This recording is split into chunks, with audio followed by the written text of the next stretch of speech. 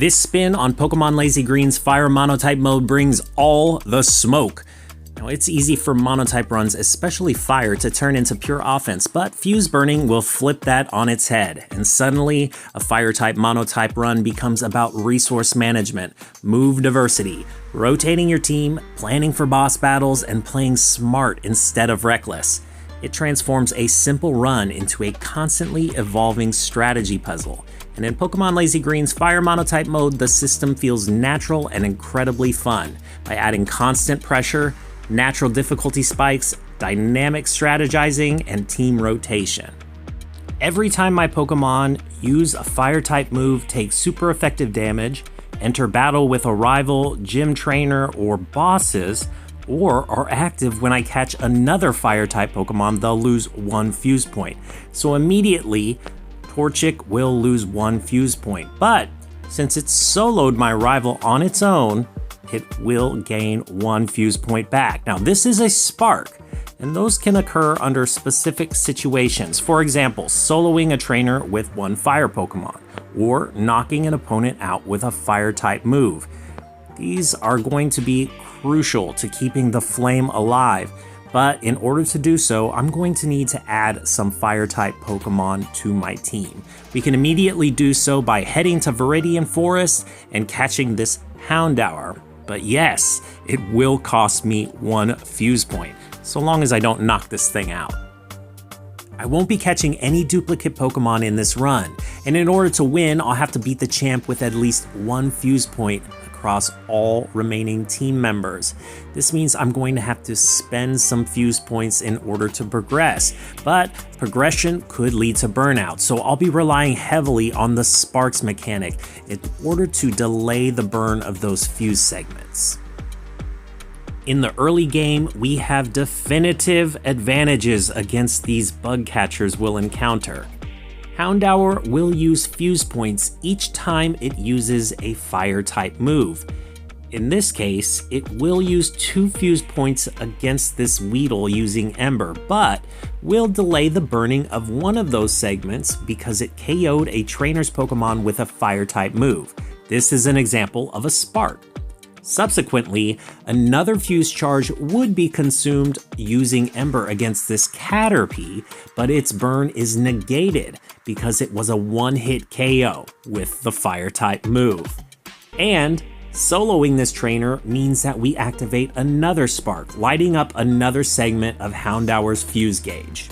But unfortunately, not every battle will feed our flame. In fact, the pressure will only continue to rise. As fuse points begin to burn faster and faster, the Pokemon that burn most ferociously in battle will begin to experience debuffs, like heat fatigue. They won't be able to use 70+ base power fire moves more than twice a battle, all the way down to burnout phase at 0 fuse points, where they can't use Fire-type moves at all. For the time being, we won't be losing any fuse points against these bug catchers here in Viridian, as we can one-hit them with Ember at this point, but we'll need to grab all the easy experience we can muster before facing off with Brock in Pewter City. This should be interesting.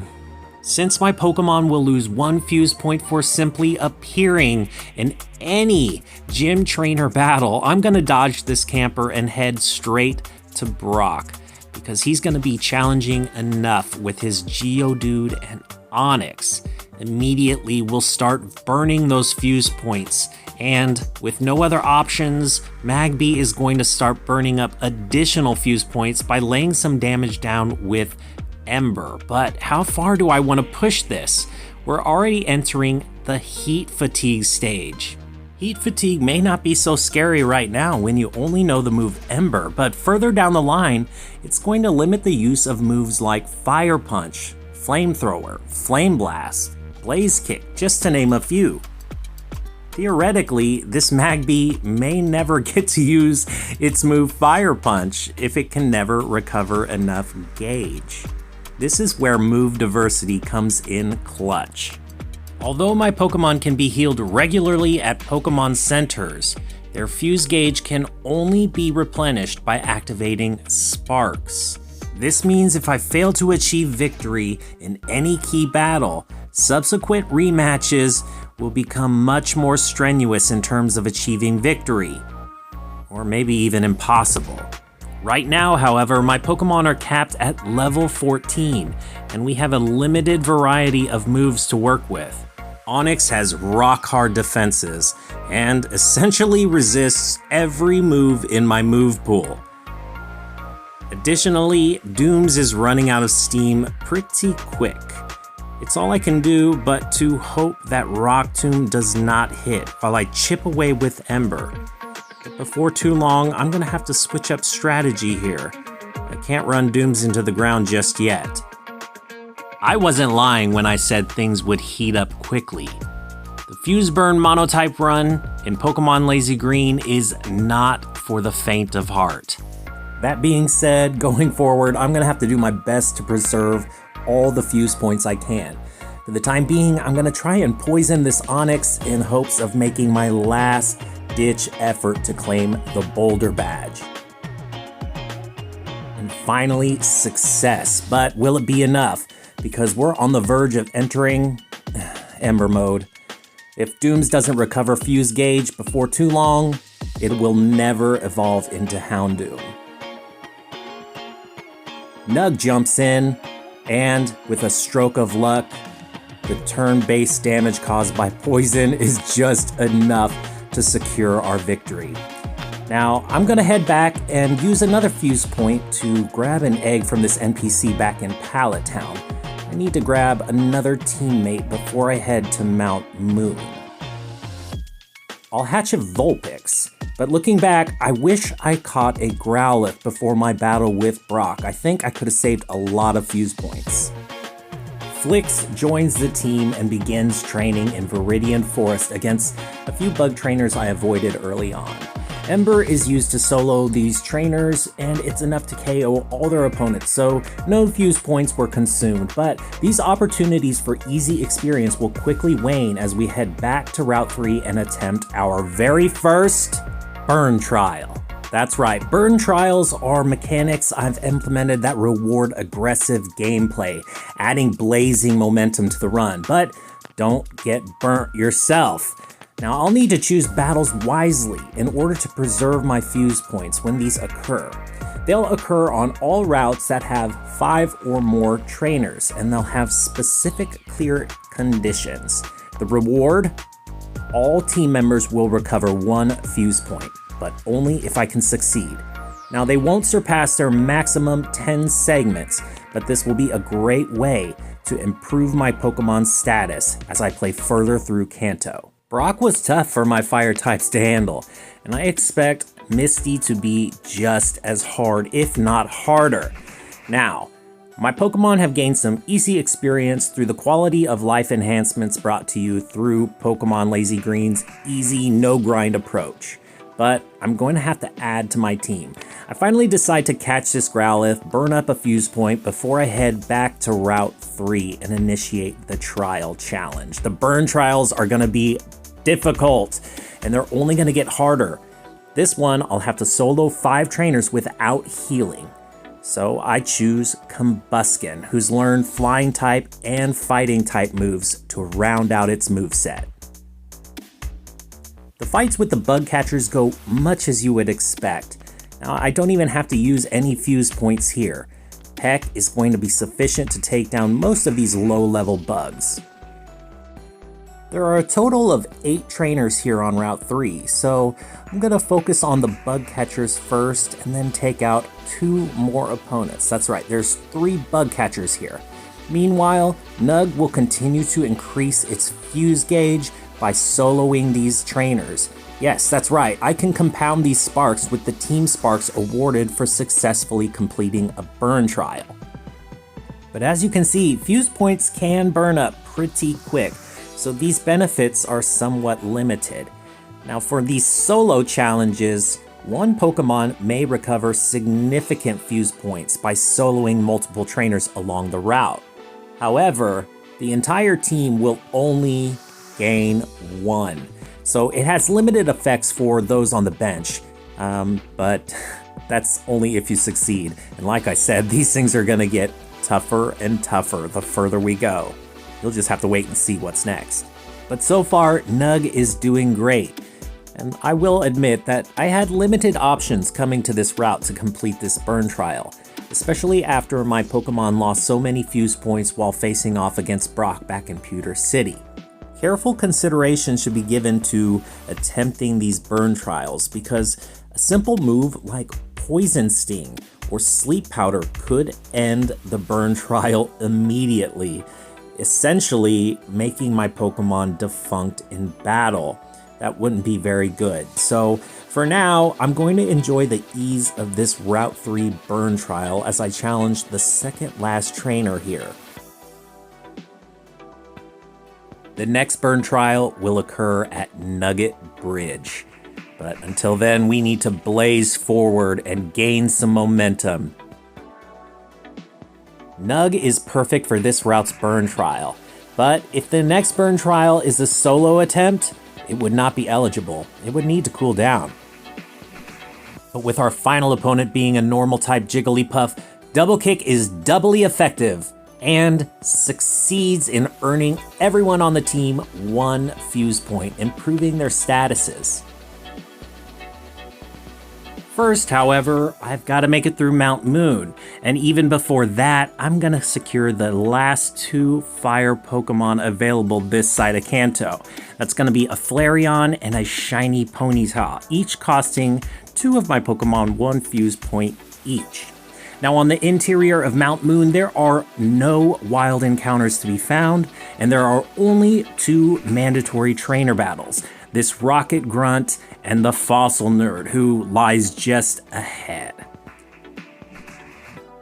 While Pokemon Lazy Green has an easy grind, that is, experience points are the least of your worries, I do have to balance my team well. Because major battles will cost each participating Pokemon 1 fuse point, I've got to carefully select my team lineup before entering the gym to face any trainers and the gym leader. And this becomes increasingly evident the closer and closer I get to reaching Misty in Cerulean City. Because her Starmie is quite a bit faster than most of my fire Pokemon, she could effectively burn up 2 of my fuse points pretty quickly, just by forcing one into battle and then one-shotting it with Water Pulse. That would leave me in a sticky situation, so I'm going to carefully curate my lineup before crossing Nugget Bridge. First though, let's face off with Hot Dog here. Hot Dog's team is a little bit more fleshed out than the last time we met.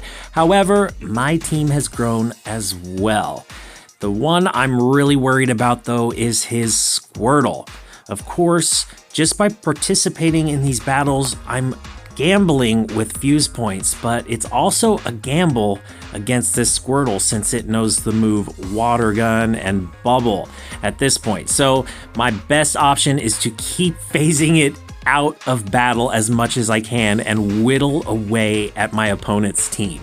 Unfortunately, this strategy can only work for so long because, after all, Hot Dog only has 4 Pokemon. So I'm going to lose another fuse point to the move Water Gun before being faced with this Squirtle again. At this point, I'm wondering if I can throw in Nug and try out a crit. Let's see if Focus Energy is going to pay off, because this Squirtle's defenses just keep going up and up. Unfortunately for me, Combuskin is having a difficult time cracking that shell. And it just goes to show you that one water-type opponent can quickly snuff fuse points if I don't have a good variety of fire-type Pokemon with a variety of moves. This Squirtle alone has extinguished so many fuse points, it's not even funny. I know for sure that Misty is going to be a huge challenge, regardless of whether or not I jump ahead to Vermilion City and raise my level cap once again by facing Hot Dog there. But first, I'm going to try my hand at replenishing some fuse points by soloing 6 trainers along Nugget Bridge without the use of potions. Since Combuskin is disqualified for this subsequent solo challenge, I'm going in with Snuff, my trusty Growlithe. Not only will he be able to easily handle this bug trainer, but will also be super effective against any grass-type Pokemon I run into along the way. Subsequently, Snuff will replenish a significant amount of fuse points by facing off with these bug and grass type Pokemon. I know that he can probably one-hit them with Ember, and Bite will be just as useful in the battles ahead. As I'm facing off with these trainers in hopes of challenging Hot Dog again in Vermilion City, I'm wondering if maybe it would have been a good idea to use one more of Combuskin's fuse points to hatch a Slugma to gain access to Rock Throw for Flyers I'll encounter. But then again, if I hatched an Eevee, I would have lost a fuse point for nothing since Eevee is a normal type and therefore disqualified for this run. Yeah, so those eggs I got from the NPC in Pallet Town either hatch a Vulpix, a Slugma, or an Eevee in this monotype mode. Meanwhile though, Snuff gets poisoned. I can't believe it. I was being too careless, I'm gonna be honest. And I couldn't use a potion. I didn't feel like I could lose a turn. It's not looking good. I'm gonna heal up with an antidote here, but by the time I'm facing off with the 5th trainer on Nugget Bridge, my spirit is just a flickering flame in the wind. Oh my god, I still love you, Growlithe. But at this point, there's no choice but to forge ahead. I still have to make it to the Cape and help Bill to get that SS Ann ticket before I progress. Oh, goodness. Okay, so after doing so, I'll face off with this Rocket Grunt blocking me on the way out of Cerulean City and claim that TM28 Dig. Now, some Fire-type moves won't deal direct damage, like Will-O-Wisp or Sunny Day, but their utility may be worth burning a fuse point, so any added variety I can claim early on is very cool. Now, Route 6, we've got 2 things going on. I can catch Numel and Camerupt, and there's another burn trial. Defeating all 6 trainers without using fire moves and without losing a Pokemon is going to be a challenge, but this burn trial highlights the necessity of having those diverse movesets and not relying on burning fuse points unless absolutely necessary. Moves like Sand Attack will also decrease the likelihood of taking super effective damage against, well, I'll just be honest, there's another Squirtle on this route, and I'm not looking forward to it. So while this Route 6 burn trial is not a solo challenge, it is an opportunity for Nug to regain some much needed fuse points after facing off with Hot Dog Squirtle just before crossing Nugget Bridge. The first bug trainer you find here on Route 6 says it himself, you don't see many bugs out here, and that means there are going to be fewer and fewer opportunities for my Pokemon to easily regain fuse points. Some of you might be wondering why I wouldn't just train against some bug-type Pokemon to easily regain my fuse points, but unfortunately, the Spark mechanic is only going to work during trainer battles. But of course, you can play in whatever style you like, and that's what I love about these Pokemon games. They offer such great replayability. You don't have to play anything the same way twice. That's why I really like Pokemon Lazy Green. You know, between the monotype modes and the 5% shiny odds and the easy leveling up, it's just great to pick up and quickly run through Kanto for the sake of nostalgia or a refreshing challenge. So yeah, I definitely encourage you to jump into the comments and let me know if this would be a challenge you would try, or whatever it is that you're thinking about the video. By engaging, liking, subscribing, and talking to me, you let me know what kind of content you want to see more of in the future. All right, so the moment I've been waiting for, Well, another Squirtle. Let's be honest, I just want to get it out of the way. So this time I'm taking a different approach with my Flareon Fahrenheit. I'm going to spam Sand Attack in hopes of avoiding any water type damage I can. I'm also going to pepper in some Tail Whips just to offset the effect of Squirtle's withdrawal. I do have to cut through this thing's defenses at some point. It's also during this battle that I'm realizing that Fahrenheit may be expendable. I'm not so sure about its long-term viability, so if I'm losing some fuse points in this battle, it's a-okay as long as it doesn't get KO'd. That would mean this burn trial would come to an end immediately. So once I feel confident with the sand attacks, I change my team. And Blazehoof goes out and lands a couple of stomps. I was really hoping for a flinch, but hey, you get what you get.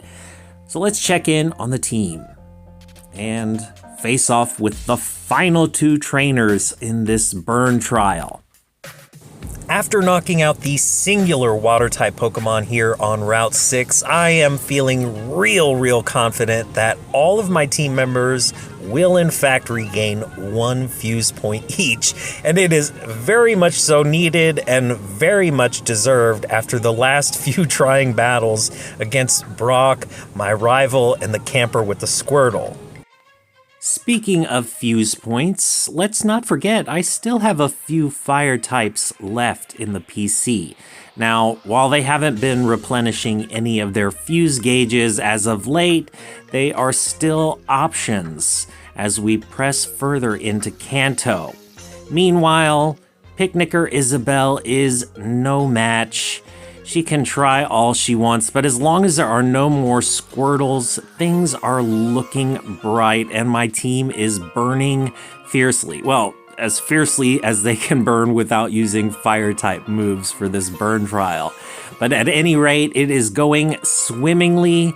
I am nearly at the edge of Vermilion City where I can heal up my team and prepare for the battle ahead with my rival Hot Dog. Yes, that's right. At this point, we're expecting to face his War Turtle. So I'm going to have to rely on some move diversity and some good RNG in order to succeed there. But it's all in hopes of facing off with Misty later on. For now, we experience a short flash fire of success, and the entire team recovers 1 fuse point each. Now I can safely return to Route 6 to capture Torkoal, as well as a shiny Numel. Did I say Camerupt earlier? I don't want to spoil anything, but Camerupt might be a tight and late game. Aboard the SSN, I check in on the captain to get cut, and I also teach Numel the move Rock Tomb. That's going to be especially useful going forward, and in the short term as well. Hot Dog's first Pokemon is indeed Pidgeotto. It's got some good speed, some decent attack early game, and knows the move Sand Attack. So as long as I can knock this thing out before taking too much damage, I'll be in good shape. Numel will also be especially useful against Lieutenant Surge, as long as I can survive the fight with Misty. For now, Hot Dog is in my crosshairs though. I get lucky here and land a crit, but it's not going to be too long before you know it. War Turtle is coming out. I've got to think quick here. Now, super effective moves will cost me 1 fuse point. You already know that, but so will using fire type moves. They're not always super effective, but I can bypass defenses with some steady chip damage. I inflict burn, but this means now Flicks cannot switch out of battle. My only hope here is to use the move Roar and phase War Turtle out. I'll deal with it later, but Flicks is not in a good position. It loses the fight, but I've still got some options on the bench. Combuskin comes out, using the move Double Kick to quickly end Raticate's reign of terror. Well, it wasn't that long, but it did enough. I've also got some moves to counter Kadabra. Snuff jumps out knowing the move Bite, but lacks accuracy thanks to Kadabra's move Kinesis. I don't necessarily want to switch another Pokemon in and uselessly burn a fuse point, so I'm gonna try and stick things out here. I'm not encountering very much luck here, and it doesn't look like I'll be able to use Growlithe against Wartortle. We're getting a little bit low on HP, but with all of these disabling moves and confusion, oh my goodness, it's not looking good. I burn a fuse point for no reason? I don't think so. It's time to switch things up, but who's right for the job? I guess it's Fahrenheit. We've got some decent attack with Flareon early on, so with Kadabra's low defense, I think one tackle should do the job. Besides, we're gonna need Fahrenheit's Sand Attack against Wartortle. Luckily for me, we set things up by inflicting it with Burn, effectively dropping its attack slightly, but mainly I am primarily focused on 100% not taking a water type move to the face like Water Gun. Unfortunately, Fahrenheit can't switch out because it's entered Ember mode. It's all or nothing at this point. My only hope is to survive by not taking any damage whatsoever. Any more fuse points burnt could be burnt uselessly.